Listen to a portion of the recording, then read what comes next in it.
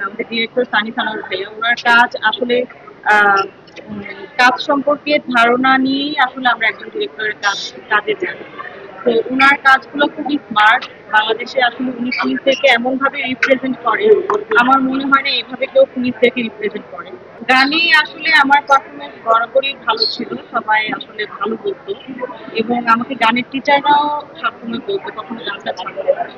তো আসলে আমি হঠাৎ করেই আসলে লাক্সে যাওয়া, আমি যখন লাক্সে একটা দেখি টিভিতে, ওখানে একটা ট্যাগলাইন ছিল লাক্স সুপারস্টার 2018 দেখিয়ে দাও অদেখা তোমায়। তো জাস্ট ওই লাইনটা দেখে আমার মনে হয়েছে দেখিয়ে দাও অদেখা তোমায়, এটাই আমি।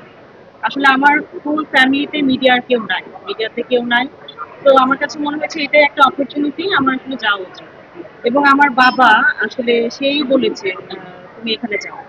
তো এরপরে আসলে হঠাৎ করে আমার লাগতে অ্যাপ্লাই করা, টিকে যাওয়া আস্তে আস্তে এই তো এই পর্যন্ত। তো আহ, গানটা আসলে আছে এখন আমার মধ্যে, আমি ইচ্ছা আছে করার।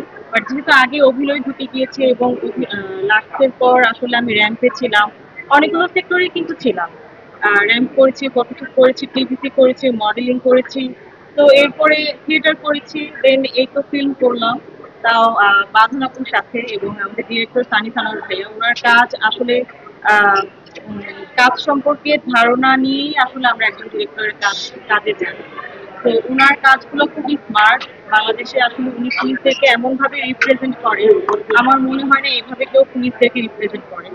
এবং আসলে যে কোনো প্রফেশনে ভালো মানুষ আছে, খারাপ মানুষ আছে। তো আপনাদেরকে পুলিশরাও যে ভালো অ্যাজ এ হিউম্যান বিং ভালো হয় খারাপ হয় সেটা জানার জন্য হলেও আপনাদেরকে আসলে এশা মার্ডার দেখা উচিত। এবং শুধু যে এশা মারা গিয়েছে, আই মিন আমি মারা গিয়েছি, তা কিন্তু না। সেটা তো অবশ্যই কষ্টের। এবং সাথে সাথে আসলে লীনার চরিত্রে যে বাঁধন আপু আছে, সে যে একজন পুলিশ, তার লাইফে কি কি স্ট্রাগল আছে সেটা দেখতে হলেও আপনাদের এশা মার্ডার দেখা উচিত।